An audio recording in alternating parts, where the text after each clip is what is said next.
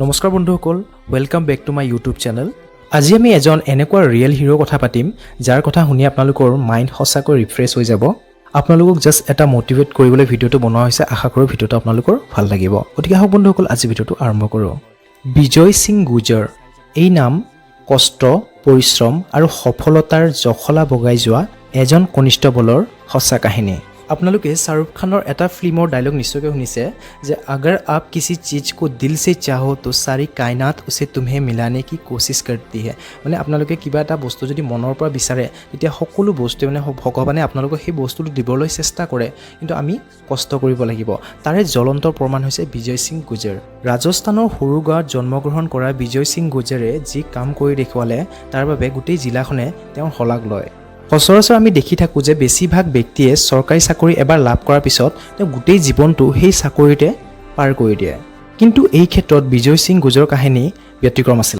বিজয় সিং গুৰ্জাৰে তেওঁৰ 33 বছৰৰ জীৱনকালত এবাৰ দুবাৰ নহয় বৰঞ্চ 6 বাৰ চৰকাৰী চাকৰি লাভ কৰিছিলে।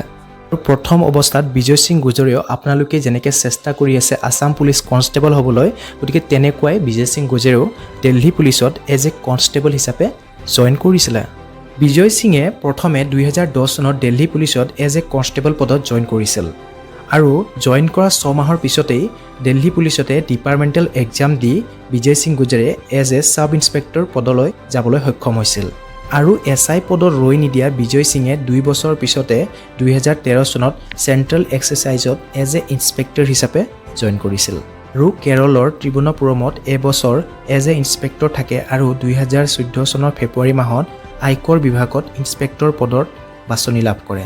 যিহেতু বিজয় সিঙৰ লক্ষ্য আছিলে চিভিল ছাৰ্ভিচ ক্ৰেক কৰা, গতিকে চিভিল ছাৰ্ভিচৰ বাছনি নোহোৱালৈকে আয়কৰ বিভাগত সেৱা প্ৰদান কৰে আৰু কিছুদিন পিছতে ৰাজস্থানৰ লোকসেৱা আয়োগৰ পৰীক্ষাত চিলেক্ট হৈ যায়।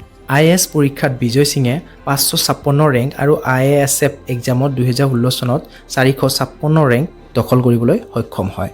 বিজয় সিঙৰ লক্ষ্য যিহেতু IAS বনা আছিলে, গতিকে তেওঁ RASF জইন নকৰি পঞ্চমবাৰ UPSC পৰীক্ষা অৱতীৰ্ণ হয় 2017 চনত 534 ৰেংক দখল কৰি তেওঁ IPS হ'বলৈ সক্ষম হয়।